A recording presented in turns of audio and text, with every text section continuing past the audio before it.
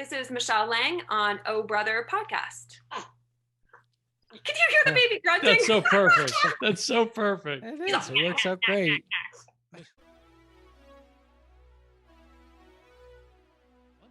Welcome to the Oh Brother podcast. I'm your host, Dan Smith. Alongside me, as always, my brother from the same mother, Mike Smith.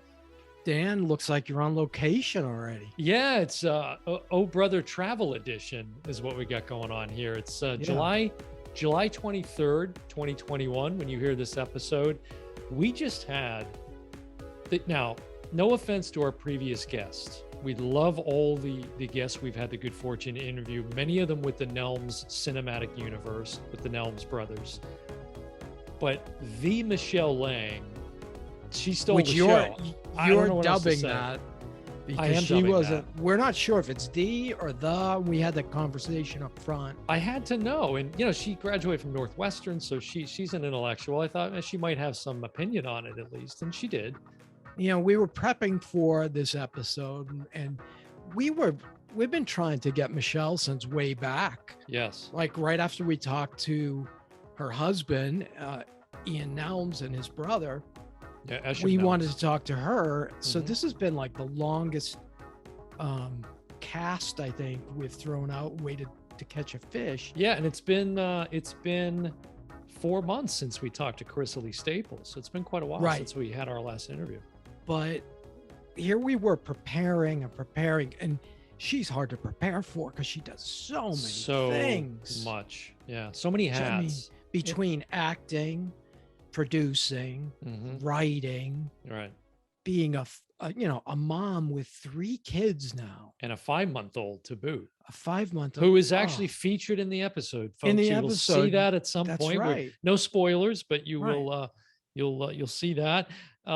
Yeah, it was so much, but all we had to do is really hit, press record, and let her she go. took She it was from there. great. She was great. Fascinating, and she's doing so much great work. Like, the interesting thing is, and I knew this before we even spoke to her, was the movies would be the thing we were least interested in with Yeah. her, ironically. And here we are, a movie-based podcast, but she's And just did doing you- such fantastic work.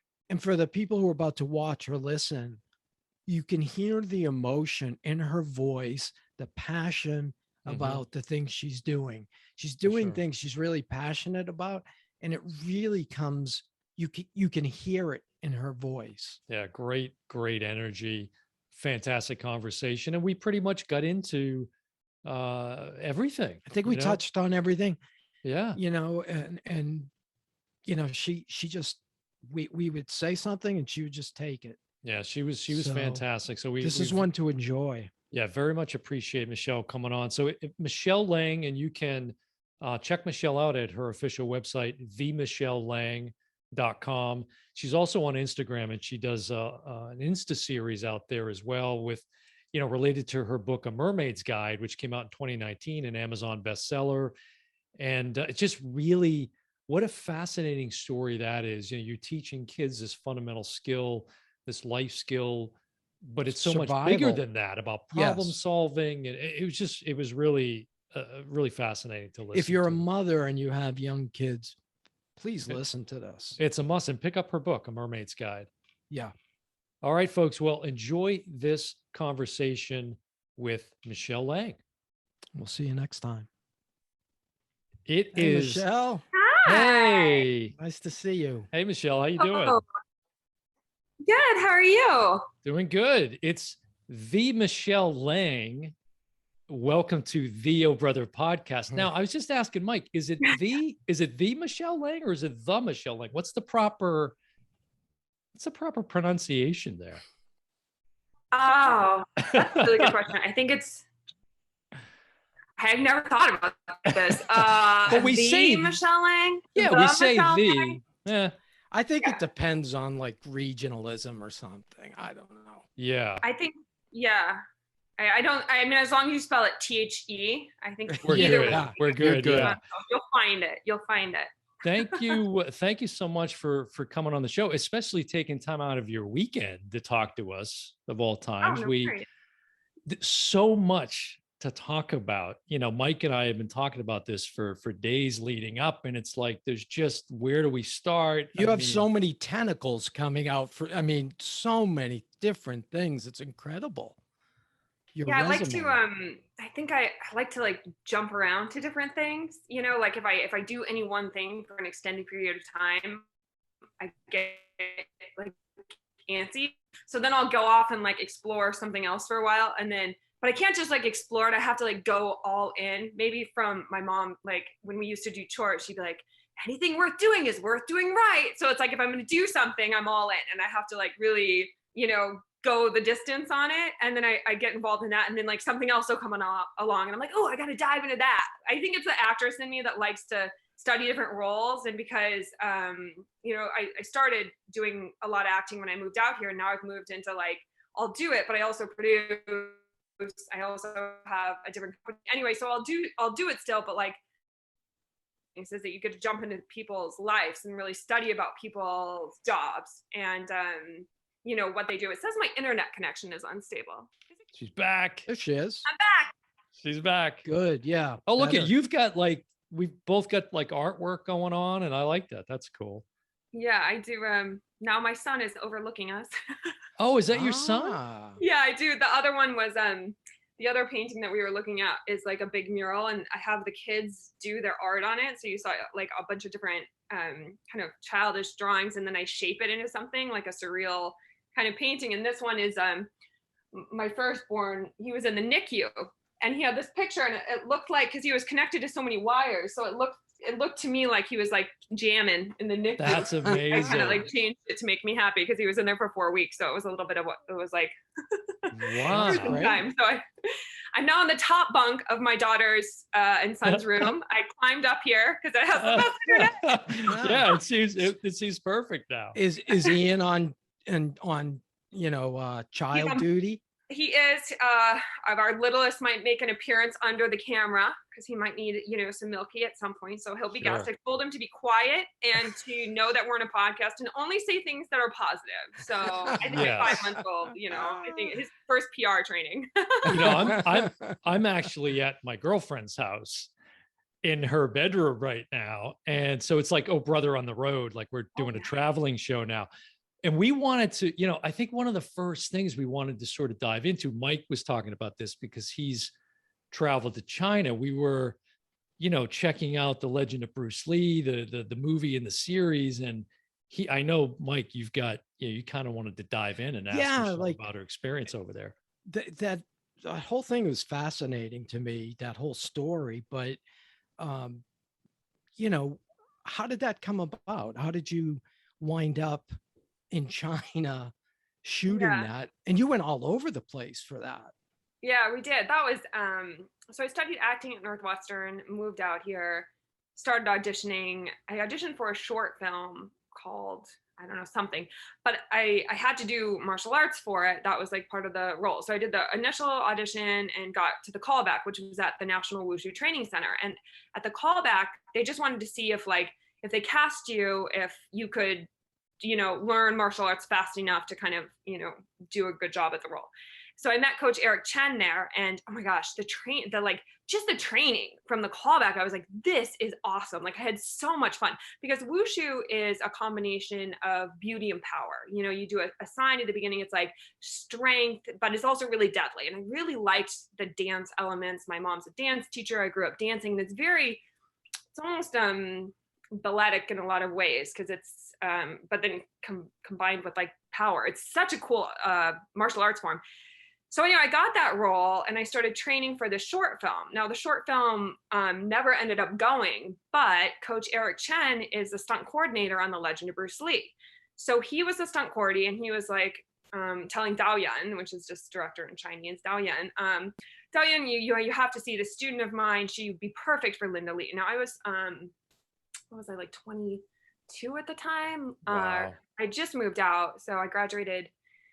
I don't know. I came out in like, anyway, whatever timelines. But I was pretty young because the role had to span from, I think, 18 all the way up to like 35, or like it had to go kind of a big range.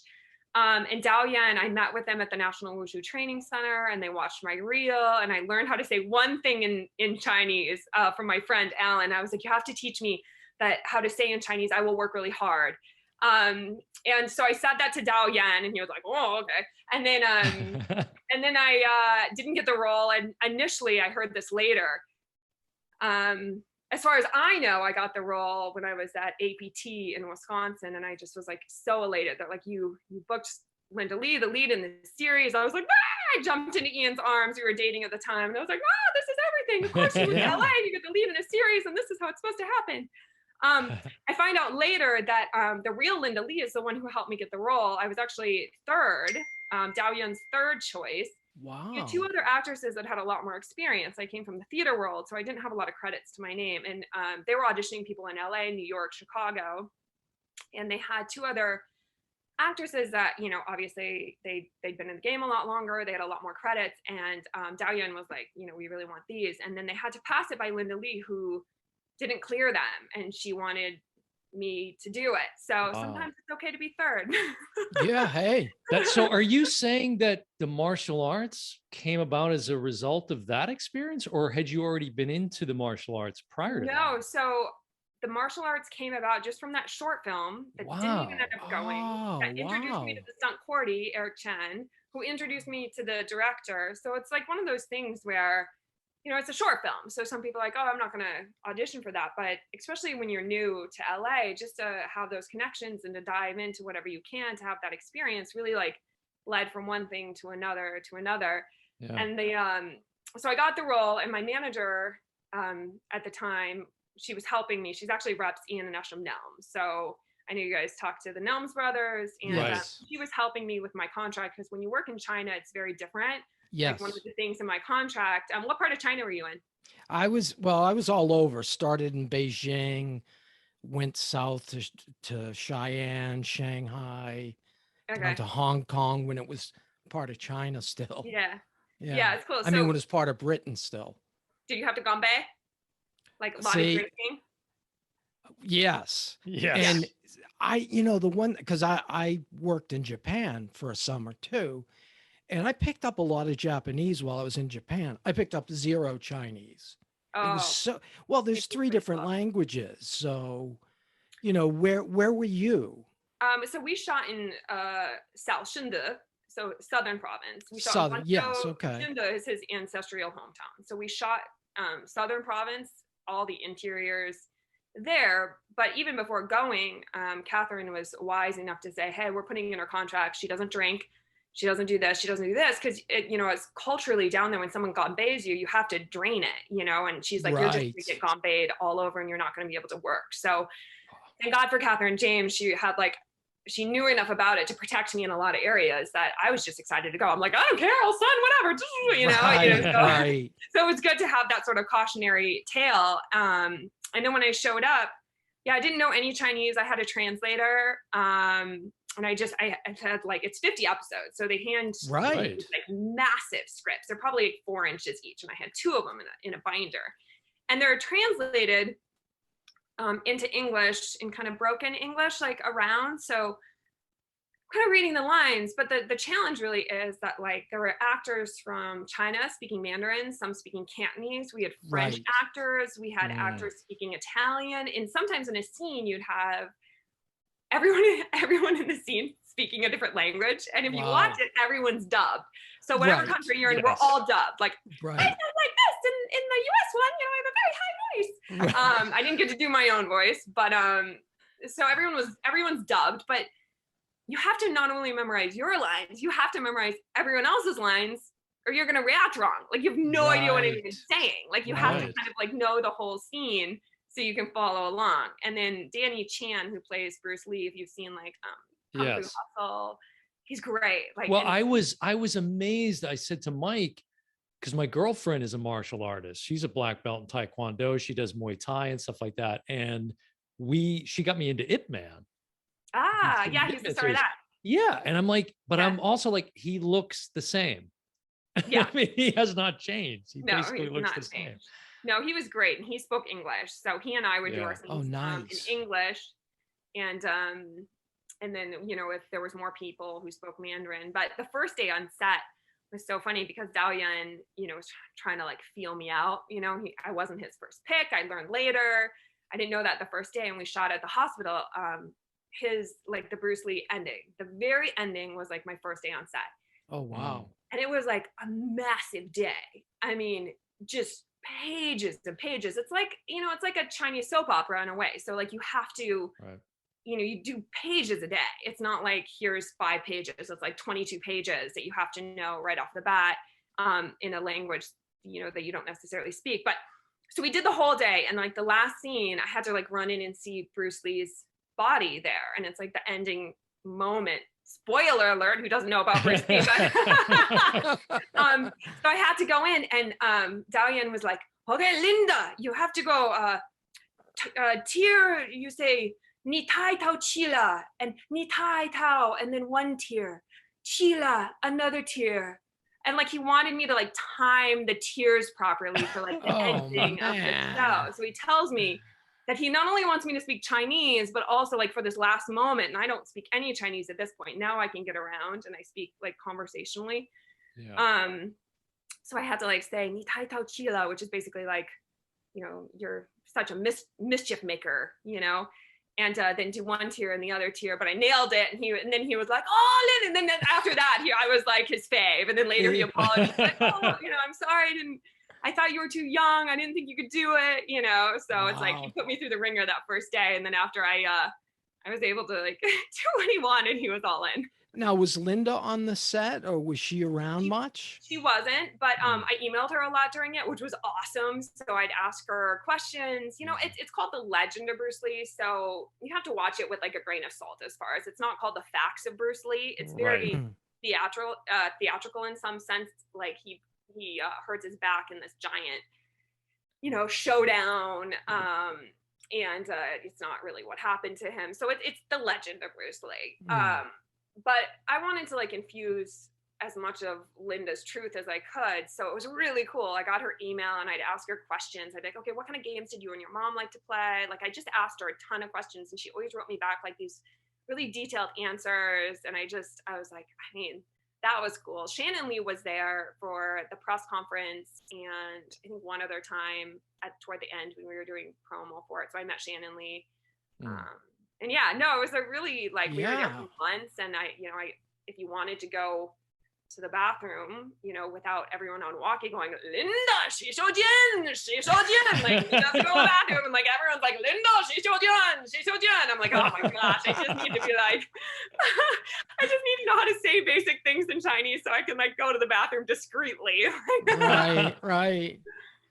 Wow. So how does that, like, where does the stunt work come into that? So, is that an offshoot of that experience or something? Yeah, so that's where it started. I really got to train with the stunt crews in China, and the stunt crews in China, oh my goodness, it's not, man, like there's not a lot of, it's crazy. The stuff that they do there is really crazy. Like they'll just jump from, there's this big scene in this opera house. He would just jump from the top to the bottom without a mat. They just shoot it, you know? Wow. I mean, it's like stunts, like hardcore, you know, and Eric Chen's the stunt coordinator, and he was super safe about it. But like the guys are used to it. They're like, no, I can do that. I can do that jump. You know, they're like, I do this stuff all the time. They're like, you know, so for them it was normal. But I got to train with him, and Coach Eric was great. Like I trained a lot with him. Any of my off days, I would go and do, you know, different fight trainings with them. And that's really where I kind of really got into the stunt scene. And then when I got back, I kept training at the National Wushu Training Center for years and got my black belt there. And along with that, when Coach Eric would have jobs, you know, he was a stunt coordinator, so I would go and, you know, do stunts like for Deadliest Warrior or for like a Levi's commercial. I'd bounce in and, you know, do stunt doubling, which was, you know, always an adventure. It's an interesting role to play, as far as, you know, you have to maintain the integrity of the character, but also, you know, your hair is very important. And also you're doing stuff in high heels, you know, it's like jump backwards in high heels and fall to the ground in this mini skirt. And you're like, okay, right. Well, I guess I'll just figure out how to do this without any padding. You know, you really just have to be brave. A lot of it's really just bravery. And some of the things, you know, you just have to be tough. You have to know how to like fall and, you know, just take it and get back up. And I kind of like the challenge of that. I like doing stunts, and I want to down the road do projects where I'm doing my role and also doing all the stunts, because I always love it when I watch shows where the actress really is trained in whatever they're doing. Right. You know, so that you don't have to have like, you know, the hair all over and you can actually see them while they're doing it. I mean, the audiences kind of demand that nowadays, you know? Yeah, they do, you know. And a lot of actresses are pretty good at it, and they get training by the stunties. But yeah, I have a project right now that it would be pretty good. That's in the works that, you know, would combine those skills, which would be awesome. Excellent. So we also wanted to talk about Rebel Studios, RBL, and this whole, like, fascinated by this whole relaxation based lifestyle. I just think I need more of that in my life. I don't know it deeply, but I'm assuming I need more of that. But can you talk, you know, how does that evolve? What's the story there? So when we first moved to LA, everyone has a side hustle. And my side hustle was a few other things. I worked at Curves, I nannied, I did a bunch of stuff. But Ian Nelms, my now husband, then just was teaching these swim lessons. And he's like, hey, I used to be a swimmer. I was a competitive swimmer as a child and actually a very good swimmer. So he's like, do you want to teach these swim lessons with me? And I was like, oh, sure. So I taught like one or two, then went off and did the series. And I assumed, you know, you do a big 50 episode series where you're the lead, that you're going to come back and, you know, book another series. And I got back and it was the writer's strike kind of around that time. And all the independent roles that I was getting now were going to big names, because there wasn't a lot going on with the writer's strike. When we use that to our advantage, that's when we did Lost on Purpose, that first film that I did with Nelms Brothers. But at that time, while I was producing Lost on Purpose, I was literally driving between houses, taking calls from ICM, like in my swimsuit, in my car. Like, I didn't know what I was doing. I wasn't a producer, I was an actress. So I just had to learn trial by fire. And I just remember getting out of pools and checking my phone and seeing like all these messages and being like, okay, gotta make these calls while I'm driving to this next lesson. Like, it was crazy. And I couldn't afford to stop working because we put a lot of our own money into doing Lost on Purpose. So we didn't have like any prep time really that we were able to like not do two jobs at once. So through the years, and we still run that company, you know, we run it in the summer and we joke that we, you know, do it in the summer, we make money in the summer and then we spend it on films in the winter for years. Now it's changed a little bit with like Small Town Crime and Fat Man, but that was kind of the model. It's like work really hard in the summer at these lessons and then, you know, go off and self-fund initially if we needed to, you know, films that we would do in the winter. But the relaxation-based lifestyle came from, again, I can't do anything kind of halfway from my mother's, you know, chore advice on anything worth doing is worth doing right. So while I was doing these lessons, I can't just phone it in. Like, I have to dive in. I'm like, how do I do this to the best of my ability? And my mom's a teacher and she taught teachers how to teach. And I went around with her as a child and, you know, learned how to teach teachers. I come from a family of 4 sisters, so I work with kids a lot. So one of the aspects of swimming that was missing was the psychological part. How do we overcome obstacles? How do we take things that are hard and learn how to do them in a peaceful way? So that's really where Rebel came in. I teach a relaxation-based swim method that's all about, you know, when you're doing something hard, we want to clench and we want to like, oh, get really stressed out. And I am not perfect at this, but I try in my everyday life to have that same kind of serenity that I do in the pool. Because in the pool, I am like Buddha master. Like, nothing phases me. I can't control anything other than how I react to the kids.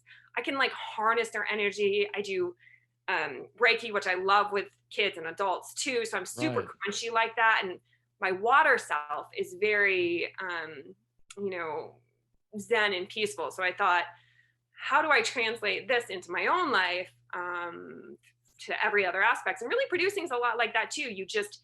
You have to take whatever's coming at you, you know, in the pool. It can be a variety of things, like a kid screaming or being upset or whatever it is. And you can't control it, but you can anticipate as much as you can. And then all you can do is maintain, you know, peace inside yourself and harness that energy to the best that you can. So I think producing wise, I do a lot of the same things. You know, your job is to guide everyone in a peaceful way so they can create the best project. So I found a lot of similarities through years of doing swimming lessons and using that as a metaphor for life on how do we have more peace in our life. And again, I'm not perfect at it. It's always a struggle.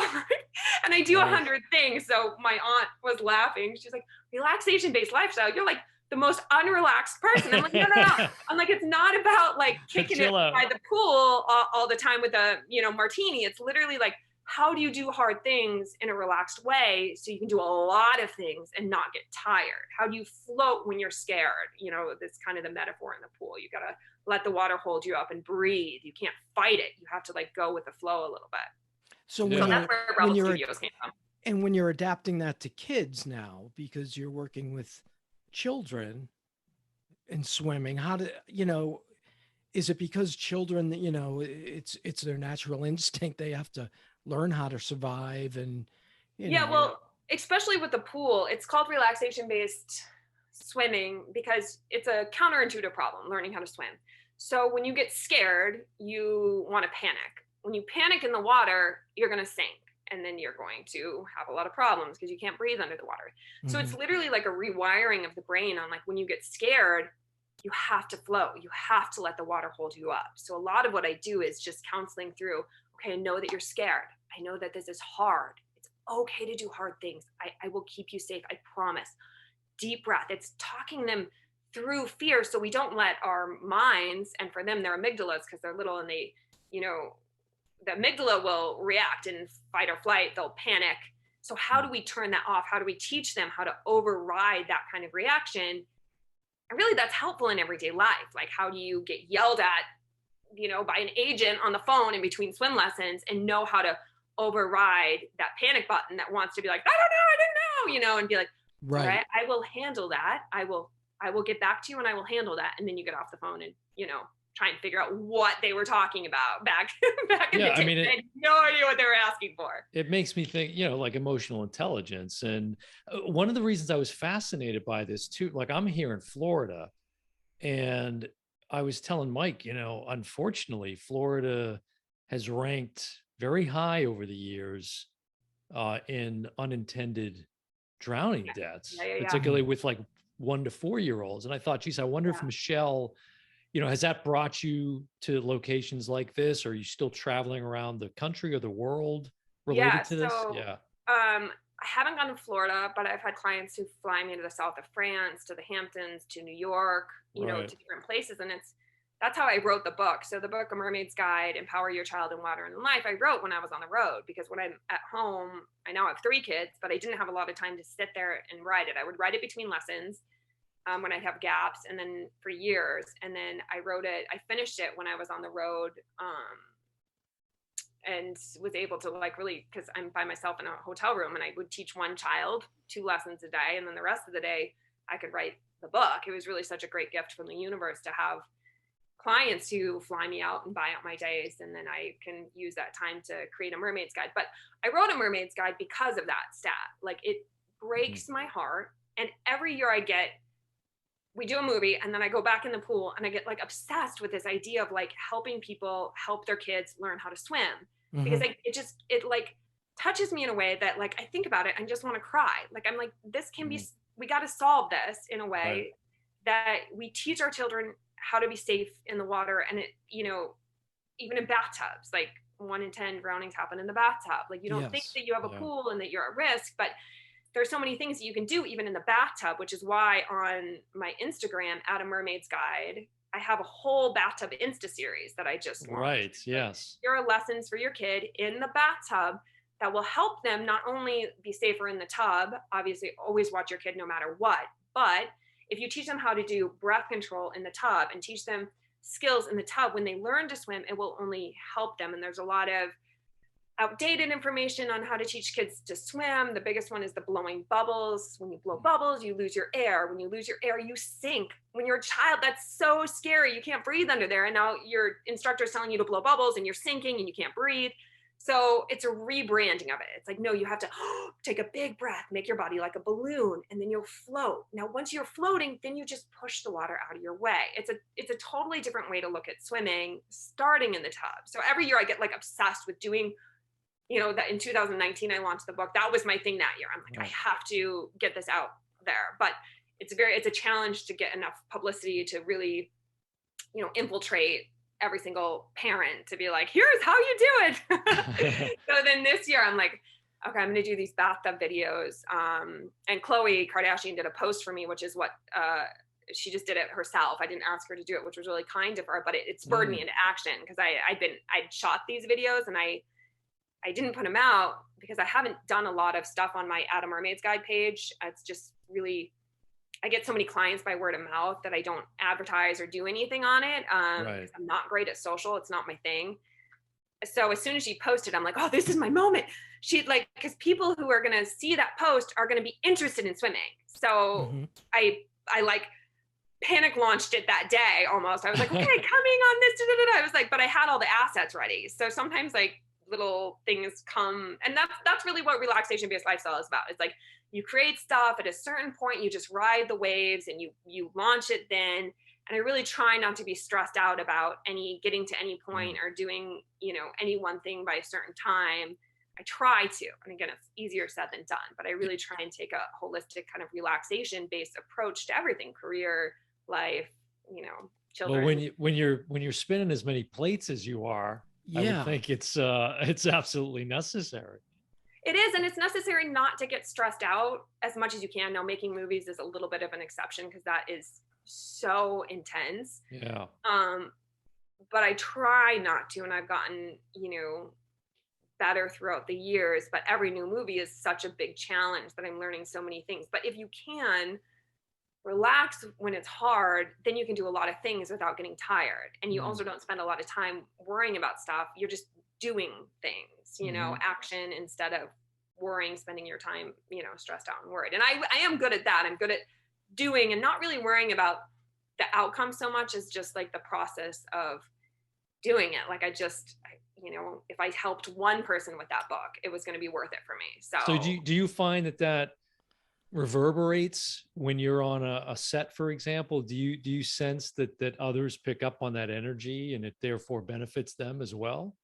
I hope so. That's my goal. Talking to James and Steven and the Nelms, I can't speak for them, but I think that's one of the reasons that they like to have me there is that they always do feel very protected, and I am not easily frazzled. I mean, Ian gets a special side of me because he's my hubby, so he gets me like that. Everyone needs to vent. Right. It's like shine with purpose, or shine on others, vent with purpose, and relax within. That's kind of my mantra: shine on others, vent with purpose. So when I do vent, it's because I just have to get some stuff out, and I think that's okay in life too. We're not perfect. Sometimes you just got to let it out into the universe and release it.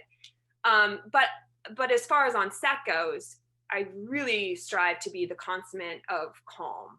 And even if something terrible is happening that I have to handle, it doesn't help anyone else to panic, and then I just think through it. How do I solve it? And I think what the guys appreciate when I produce for Ian and Ash, I don't come to them with problems. I come to them with solutions. Right. Here's what happened. We can do A, B, or C. Here are the options. Obviously, if they have something else, that will sometimes spur some other idea.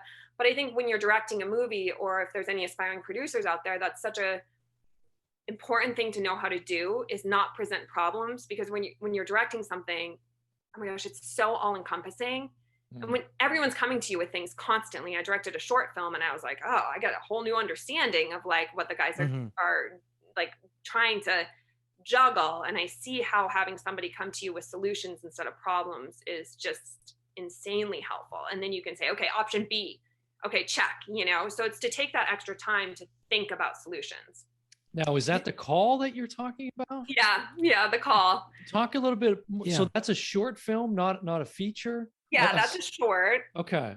But it's going to be, I wrote it as a feature. That's another thing I did when I was teaching a lot in the Hamptons. I spent one summer just obsessed. I hate horror films. Like, I can't watch them. They're so scary to me. So I spent a summer just being like, and when I hate something, I'm like, why do I hate this? Okay, there's got to be, I have to figure this out. I can't just go along hating horror films. So I got obsessed with like breaking down the beats of horror films and like really seeing the artistry in a really good one. Yeah. Like, okay. So I plotted out, what was it? Oh gosh, it's so scary. And I have baby brain a little bit, so I'm not going to remember the name. The Conjuring. Oh yeah. Yeah. So scary. So scary. Like, I think one of the producers is a friend of Ian and Ash. So we went to like the premiere, like a test screening or something. And he was sitting right behind me. And I just sat like this the whole time, like with my head buried. And I'm like, oh, I'm so embarrassed. And he's like, no, he probably loved that. You're like his audience. You were so scared. So I'd watch that and break down the beats and understand like, God, there's such artistry. When you can do a horror film well, like to create tension, to create little hooks, to create misleads, like there's like I think a clock that they show and you're like, ooh, what's that clock going to be? You know, it's such suspense, you know, it can be done really well. And then there's really, you know, ones that you're like, okay, this is just a slasher, you know, doesn't have like, you know, all this stuff. So The Call was me dabbling in something that I was scared of, because you're scared of something. Same with the kids in the pool. If you're scared of it, we have to explore it. Like kids are scared to sink. So I make them try to sink and I help them through it. So I was scared of scary movies. So I made myself go in and do a scary movie. And then in the film, it's really about my biggest fear of having, you know, your kid disappear and not be able to help them. So that's what The Call is about. It's like, it's funny because there's elements in Small Town Crime and Fat Man that are very scary, almost like horror-ish kind of things, you know? Because when we watched them, when we watched them, we were like, you know, holy shit, this is, you know. Now, you talking about the recent Conjuring movie that was out? No, I think the first one. The original one. Yeah. The original.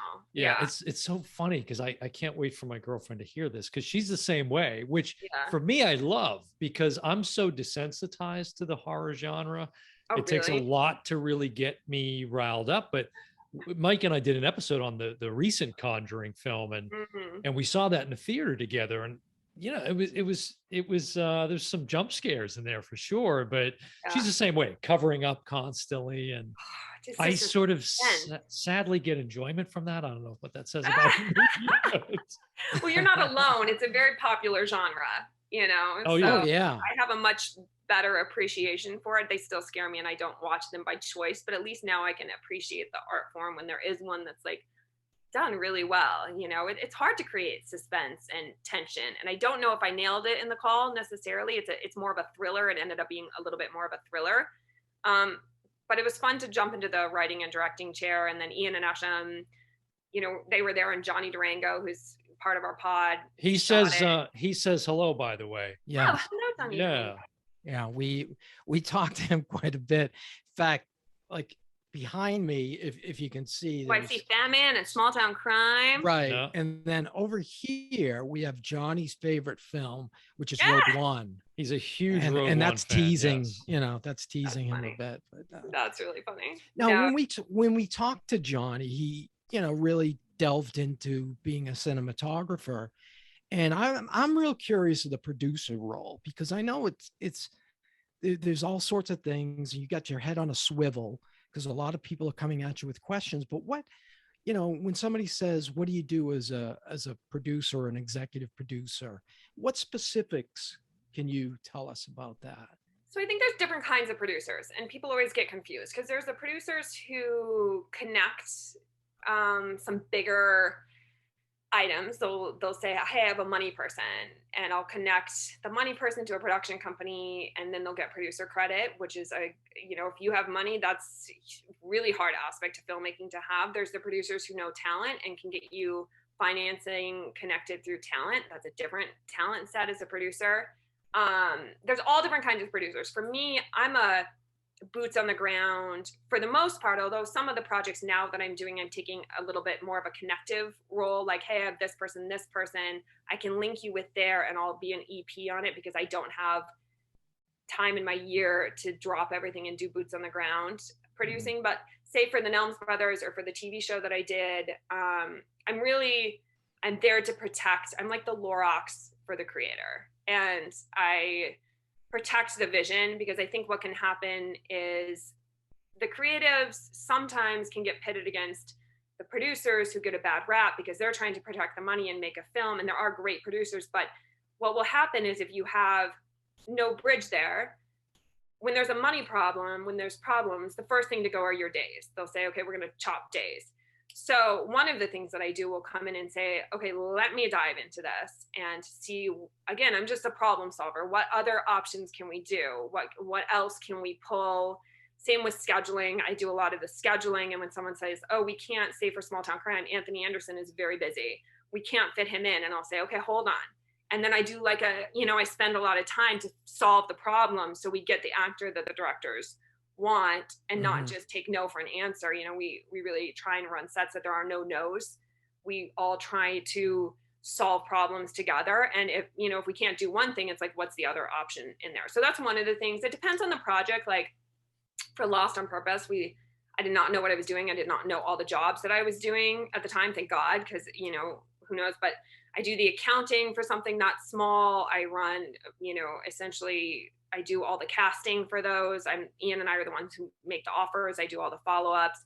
I'm doing the producing as far as SAG goes. I'm doing the AD work until we start shooting because we can't afford somebody up until that. So with the smaller budget ones, I do all the roles behind the scenes until we're rolling. Then I pass some of them off. With something like Strangely in Love that I was starring in that I produced, I did them up until then. And then we had two girls who are amazing come in and take care of it with Ian while we were shooting. And I still had to do a little bit. Like I took Monday, Tuesdays off because those are payroll days and I was still the accountant. and then because we couldn't afford an accountant. And then, so that one's a little different. So they're all a little different, but mostly, for the guys, I know enough about every job now because I've had to do it that I can anticipate problems and save a lot of money there. Hey, I see this down the road that it's going to be a problem scheduling wise. Let's fix it. Or budget wise, this is going to be a challenge or whatever. And then I try and solve problems and really protect the film. And then I try and help the producers too, say, hey, the guys really would like this. Can we do this? So I try and serve as a bridge for the creative, because a lot of times the guys, they're actually super hands-on-y, which I love working with them as directors because they understand the producing side so much because we've had to produce together. So they'll give me a lot of ideas to go in with, but then they don't have time to sit in the board meeting where we're talking to the Bond company and trying to figure out what to do. They're off on set that day. So I'm the voice of, the Lorax for the creative to say, hey, here's how we can protect the film's creative integrity. And then like for crew, if they have questions, they can come to me. I've worked with the guys a long time.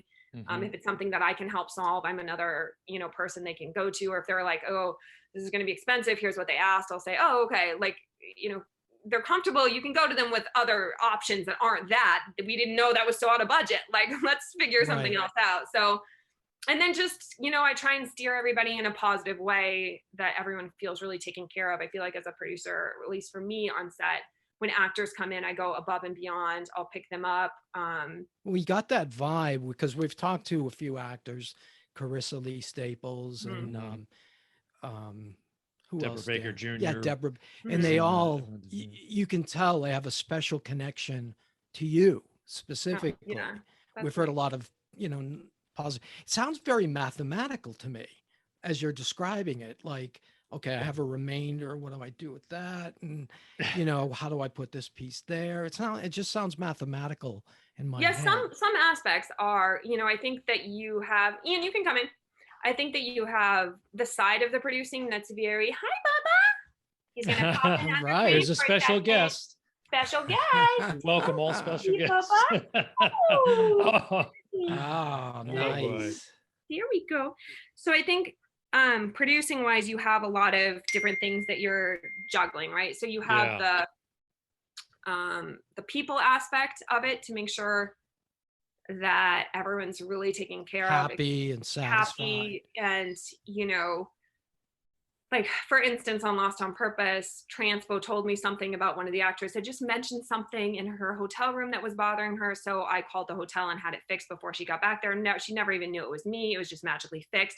Going above and beyond to care and care personally, not just about the talent but about the crew, like the best of my ability, like how can I help you do your job the best way and protect your integrity on what you're doing, because they want to do a great job in their department. And sometimes, especially with indie films, there's such restrictions around it, and to take care of them to the best of my ability really as well. But then I think I was bred for this. My dad's a chief financial officer for a huge computer company. It's like $1 million companies, billion-dollar companies. So I have the mathematical side from him, the very analytical side. And my mom's, you know, a dance drama, a piano teacher extraordinaire. So I have like the creative side. So producing really kind of melds both of those together in a way that, you know, when I was running the dance and drama camps with my mom, you know, you might have a kid back there who just peed in her leotard and you have a full audience. You better not look panicked. Like, you know, you better hold it together and solve that problem. And I was doing that with my mom from a very young age. So she inadvertently kind of taught me how to produce, which you just solve problems and keep things moving, you know, and some, you know, I probably got the analytical math side, the reason I can look at budgets and do the accounting from my dad. Yeah. Where is that is that the waters you like to swim in the most, to steal a bad metaphor, you know, as far as producing versus acting versus like writing, all the things that you're doing? I mean, and now being a mom and being a mom role, on top of it, right? Yeah. I mean, I'm very choosy, I will say, with my producing projects. I love producing for the Nelms brothers because you know, Ian and I are married, and it's not only can I help them make the best film possible, but it keeps our family together, which is really important to me. And we bring the kids with us. I'll produce, you know, I produced Everyone's Doing Great for James and Steven because James has worked with us for years. I'm pretty picky as far as like at this point, and it might change as my time's so precious with my kids. If I'm going to take that much time away from them, it has to be a project that I'm super passionate about and love the filmmakers more so than anything. Like, I knew James was a great human to work with. Life's too short. I'm not going to work with anyone who I don't absolutely love. I want to work with people that I want to have succeed and that vibe on the same energy and are positive. So I'm very picky about the projects. I mean, ideally, really, my heart's in acting. That's what I studied. I love it when I get to go on set and just play. And having produced, now when you show up on set and get to just quote unquote act, you realize how long other people have been slaving over this one moment that you get to come and play. You know, it's such a gift to get to do. And I was grateful for it before, but I didn't quite know. Like, I went to a fitting once before I started producing. I'm like, what are all these people in this office doing? There's a lot of people. I mean, it can't be that hard. And I'm like, oh, that's what all those people are doing. Yeah. Now it makes so much sense. I'm like, oh gosh. So I think right now I'm churning up some acting stuff. It's a challenge for me to dive emotionally into a role that's bigger with kids because I'm so emotionally connected to them.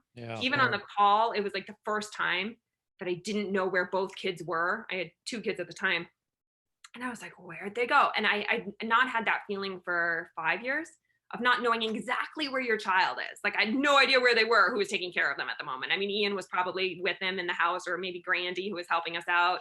But it was a weird feeling of kind of uncertainty. So I think as my kids get older, I'll give myself the kind of freedom, I guess, in the way to dive into roles more, because it is so emotionally, you know, encapsulating. Versus producing is great right now because emotionally it's not so overly, you know, it's very, like you said, it's very factual in a lot of ways. I take care of people and I deal with facts and I solve problems. I'm not in a character where I have to have my emotions entangled into what's going on. And it's almost better if you don't have your emotions tangled into producing. Really, you want to try and stay objective and calm in the situation and not be the emotional one. So I can be emotional for my kids. Like, I still have that part of me. Like, there's a scene in Fat Man where the elves are in the, you know, making the toys going through. And my daughter, on that day we were shooting, she had the flu really bad. And my aunt, bless her, saved us on Fat Man. She came out 3 times to take care of my kids, but my daughter was throwing up. So I was FaceTiming her as I was like producing, trying to like help my daughter because she was throwing up. And I would like show her the elves, and the elves were really sweet. And then when she watched the movie, yes, they've watched the movie, even though it's R, they were like, oh, mommy, that's the day I was throwing up, you know? So I'm able to, versus if I was in that scene right then, you know, I can't be acting as I'm like trying to help her for a second, but producing, I can still emotionally juggle both. So for now it's great. And usually I pop in and do a little role, like in Small Town. It was awesome to work with John Hawkes and it was amazing. Cool So good. Mohawk and like have some fun. Yeah. And same with Fat Man, getting to like do a scene with Mel and Marianne Amazing. was awesome. So I'll pop into like little roles here and there, and then as I go, I think I'm going to start diving into kind of stuff that will be more. Yeah, I was listening to I had it here, the commentary for Fat Man this week, and you said that on the commentary. You were talking about how, that's my little cameo, but how it was fun to step out and play for a little bit. You said that same thing there. It's always fun to like step out and play, and I've learned from doing it enough, producing and then acting, to schedule my day or two toward the end. Right. Because at the beginning there's still so much to do. There's so many offers to go out, you're juggling so many things, and then by the end locations have been found for the most part, so you're not juggling as much. So that's my tip. If you're producing and acting and have a little cameo, try and schedule yourself toward the end. I would imagine that some of the between you and Ian, some of that initial attraction, because I remember he and Esh, when we talked to them, that work ethic, that grind, even said that, like, we're grinders and we get that from our parents. So I'm assuming that was part of that attraction, because you clearly are of the same mindset, it seems like, when it comes to that. Yeah, I mean, we're all grinders, and I think it would be hard to be in this business with somebody who if you didn't understand, Ian doesn't stop. Like, he literally, we just went to my parents for the 4th of July, and he spent the entire time finishing a script in the bedroom. I mean, not the entire time, but a lot of it. And I think if I was somebody who wasn't in the industry or didn't understand that it's not a choice that he's trying to like not be there in those moments, he literally has a deadline. And it is all encompassing. So I think we allow each other a lot of grace, as far as that goes. And it's always been our plan. Like, with motherhood, I am the one who does a majority of, and he's a great dad, but like, as far as scheduling, I am the one who's breastfeeding right now, like, there's only so much. He's great and he helps out as much as he can, but as a woman, unless they can grow some milk makers, you end up doing, a lot of it, because you are that person. You could say it. He's useless. It's fine. You can say it. No, I will not say it. He's actually quite lovely. Like, this morning, he's like, "How can we get you more sleep?" Like, he's really great. Nice. But it's still, as a mom, my head's in it. I'm the one organizing all the babysitters while we shoot. I'm juggling, and I think as we go, it's always been our plan that then at some point, when the kids are a little older, when I'm ready, I'll do a project, and that, maybe it's more like Strangely, where I take the lead again, and he's supporting sort of my artistic vision, so it'll trade off. Right now, I find that I'm producing a lot and helping with his artistic vision, but it'll circle back around. And as I go, I'm learning a ton as well, which is awesome. It's such a gift to be able to be in those rooms. And so, like with Fat Man, I've not had a Bond company before, and the Bond company that we worked with was amazing, and he was the Bonder. Scott was such a teacher to me in a way too. So to have those opportunities with the Nelms, even though I am ultimately supporting their artistic vision, helps me, and help me with stuff that is more creative for me down the road. And how old are the kids now? So I have a 8 and a 6 and a 5-month-old. Wow. Amazing. That was it the podcast that Ian let it fly that I was pregnant? No. Okay. No, he saved that breaking scoop for someone else, apparently. Oh no, so bad. I thought maybe it was you guys, because we weren't telling anyone I was pregnant because it was COVID, and I get kind of like personal about it. So literally, probably James Lafferty and Alex knew, because I'd been over to their house because I helped with Alex's book. So I was over doing her book while I was pregnant.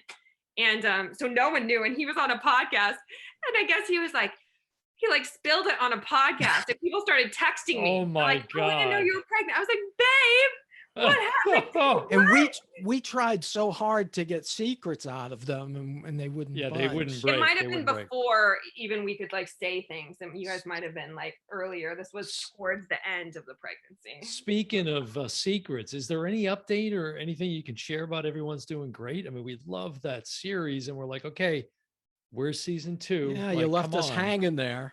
I know, I left you hanging. So Everyone's Doing Great's cool in the way that Johnny, Ian, Ash, and I, we really just take the mantra of DIY in the industry. Yeah. And so that was done in that spirit too. So the season 2, I think we'll take that same approach. I know James and Steven are writing season 2, or maybe it's written, Okay. and we'll go through it. So it's in the works. It's in the Yeah. Is works. it greenlit already? Is it something I that's mean, going to in the happen? way that we greenlit the first one, yes, it's greenlit. You know, that's what we really strive is like when we want to greenlight something, we'll greenlight it. And then, you know, the challenge is how do we get the funding for it? But we have Yeah. ideas, and we could also, you know, because it was on Hulu and now Paramount Plus Right. overseas, you know, there's options there too to say, hey, would you like to, you know, carry season 2? How much would you promise to pay per episode? And then we can go Right. raise funding based on kind of pre-sales, which we couldn't do in the first season. So that's an exciting thing to be able to do. So besides the obvious with the kids, what's coming up for you that you're really diving into right now, project wise? So you caught me in swim season. So really swim season, I juggle pre-producing on projects where I'll take calls, and like I have a couple scripts that people have approached me with that I just think they're so good. Yeah. So I'm pre-producing those and trying to like formulate, but really with the summers for at least 3 months here, I give my heart to like trying to help kids and trying to like raise awareness for drowning. And that's kind of like my time to really do that. So the bathtub series is going on Instagram, and I'm shooting other content, talking about doing a series there at some point down the road. So my head's sort of in the swimming game, but as August comes on, then I start to transition. So the guys have a couple projects that they're working on. So I've started to read through those.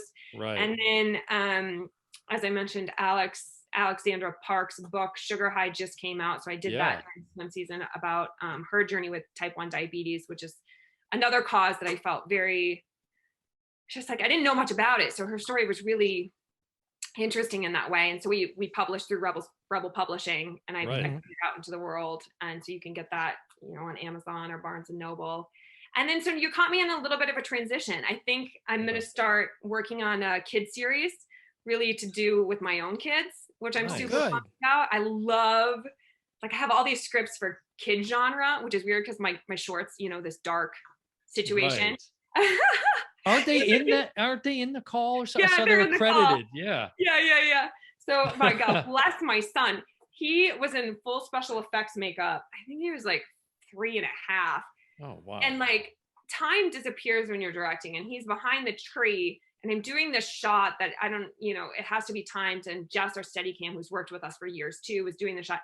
Bless it. I was editing that film, and I just realized I made him stand there for like 45 minutes doing it over and over again. And like a trooper that he is, he just handled his business. I was like, buddy, close that nice down. Job. Like, he's tiny. Yeah. Wow. So they're super into like, they're into it, and they like the kid shows, and I like the kid shows. Like, we're watching all these kid shows on Nickelodeon. Well, they're mostly watching as I like clean and like do the baby, but I'm half watching because I like them. So I have a kid script called Goober Jump that I've had for years. That's a feature. Wow. So I'll do that eventually. But I think leading up to that, I'll do some maybe shorter content with the kids and let them act and kind of treat it like an acting workshop. And I just want to do stuff that I like to process. And even if I don't do anything with those, I'm super pumped to write something that just makes me laugh and that the kids will enjoy doing. Yeah. And hopefully they turn out awesome, and then they can go into the world, and each one will have kind of a Rebel-like message to it, like an emotional kind of message for kids to take with them, but not in a heavy-handed way. It'll be in a funny way. So is the oldest getting bit by the bug already? Like, is he going to be an actor, you think? Messing with me. So this morning, like, he's messing with me constantly. And he's like, Mom, you never spend any time with us. And I'm like, oh, I scare you? And I'm like, Baba, I literally just played piano with you, and then we did flashcards. He's like, you should be over here cleaning with us. And I'm like, you, mister, are going to get sent to your room. And he's like, I'm just kidding with you. And I'm like, oh, you're really good. I'm like, you're messing with me. Like, but he's like ground again. He's just trying to see if he can get my reaction, because then he knows he's doing a good job acting. So he's totally kind of experimenting with it, which is really funny to see. Well, you have spent a generous amount of time with us, and I just want to say we dubbed the the Nelms cinematic universe. We keep saying the NCU because we've had the pleasure to talk to so many of you guys, and you feel like you follow in your work, but just this energy that you guys give out, it's so positive. And the work that you're doing with kids, it's amazing. So you lived up to what we thought was going to be a fascinating conversation, and we just really appreciate you coming on. And here you are doing your mom thing, and we're keeping you on the podcast. Yeah, it never stops. Well, thank you guys. I like listening to all the the guys' episodes, and I love your interest in the film, and just just a general enthusiasm about the work, and it's awesome. It's thanks for having me on to chat. I feel like we didn't even do a podcast. I just feel like we were chatting. Yeah, my daughter's great. Yeah, we'll continue to follow you, and I guess we said earlier at the top, the Michelle Lang, right.com be the easiest way to kind of check you out, right? Yeah, or Instagram's really the only one I do at the Michelle Lang, or if you have kids, go to @amermaidsguide and watch those bathtub videos and start to even I did a baby one recently for if you have a newborn on how to help them. So many kids go to the water and they're scared to put their face in. If you keep them accustomed to having water over their face, it never turns into something where it's a huge deal. So there's an was it the humming? With the humming? The humming is with the noses. That's for an older child. And I get a lot of those questions too. Like if you have an older kid, I think I'll do a series for older children who don't know how to swim. The book that you can do it for even grown-ups. A Mermaid's Guide is the name of the book. But I think I'll do one really specifically honed for adults and for kids over 5. Because once kids are over 5, 90% of their brain is formed. So they think more like grown-ups. Those lessons are actually quite different than kids under 5. It's more like teaching an adult, and so I'll probably do at least a series on it, and then maybe even a book so people can follow through. Because that people get stuck, with their kids can't swim by 5. They're like, oh gosh, I don't know what to do. Well, it's interesting because I was talking to my mother earlier today. She's 84 and she never learned how to swim. Oh no. Yeah. My oldest person was 95. Wow, that's amazing. That's amazing. Never too late. Michelle, thank you so much. Give our best to Ian and the rest of the gang. We really appreciate it. Yeah. Yes, thanks for having Michelle. me, guys. It was so nice to connect. Hopefully we can meet in person sometime. Absolutely. I love that. Yeah. Have a great weekend. Thanks, you too. All right, take care. Bye-bye.